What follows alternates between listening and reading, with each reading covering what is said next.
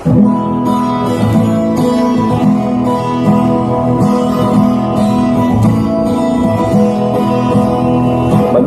makinig, matuto. Manood, makinig at matuto.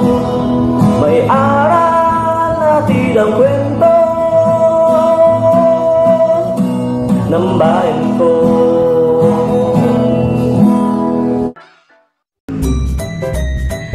Magandang araw!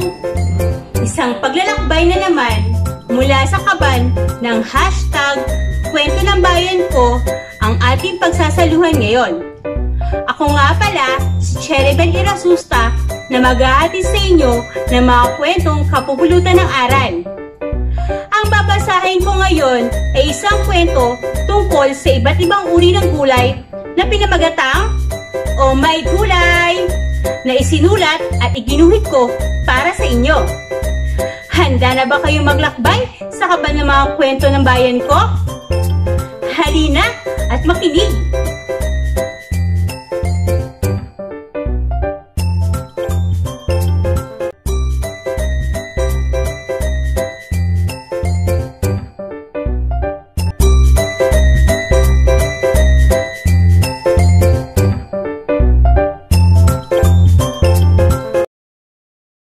Sa lupaing pagmamayari ni Mang Tasyo at Aling Rosing ay matatagpuan ang iba't ibang uri ng gulay.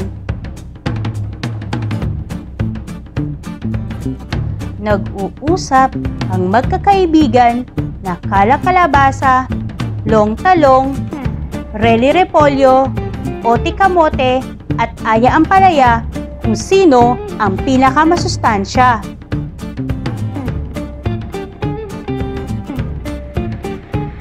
Ako ang pinakamasustansya. Nagbibigay ako ng proteinang nakatutulong upang luminaw ang mga mata. Wika ni Kalakalabasa.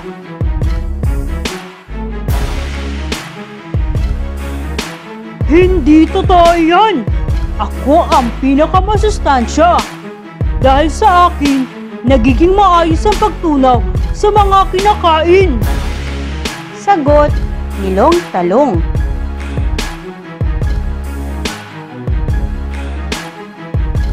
Tumigil kayo. Ako ang pinakamasustansya. Nagpapalakas ako ng resistensya ng mga tao para makaiwas sa sakit. Sabi ni Reli-Repolyo.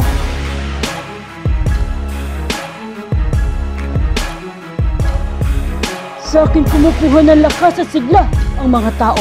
Kaya higit akong masustansya. Pagkontra ni Ote-Kamote.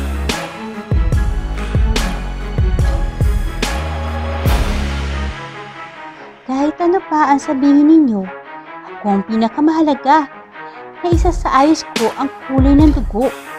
Sagot ni Aya-Ampalaya.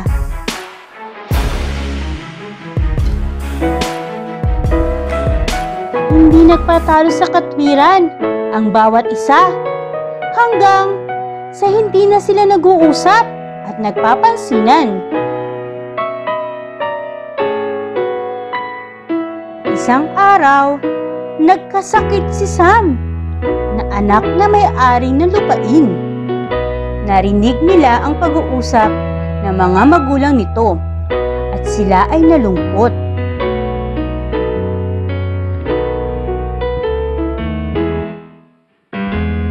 Ayon sa doktor, kailangan niya ng pagkain na kapagpapaganda ng daloy ng dugo at pampalakas ng resistensya.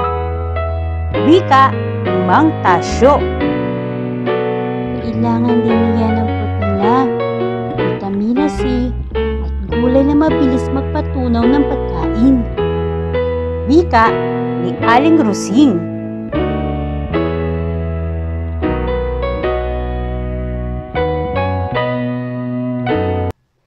Dahil sa kanilang narinig, muling nagkasundo at nag-usap-usap ang magkakaibigang gulay.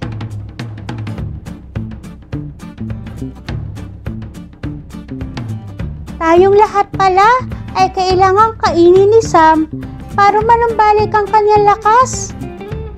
Wika ni Kalakalabasa. Oo nga. Ibig sabihin, lahat tayo ay masustansya at mahalaga para sa mga tao.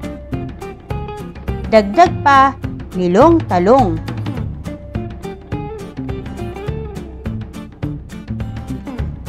Dahil sa nangyari, nagbalik ang pagkakaibigan ni Kala Kalabasa, Long Talong, Rely Repolyo, Oti Kamote at Aya Ampalaya.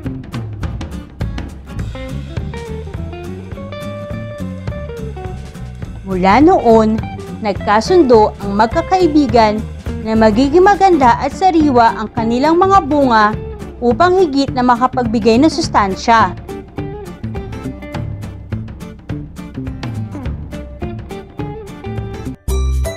At dito nagtatapos ang ating kwento. Salamat sa pakikinig. Paalam!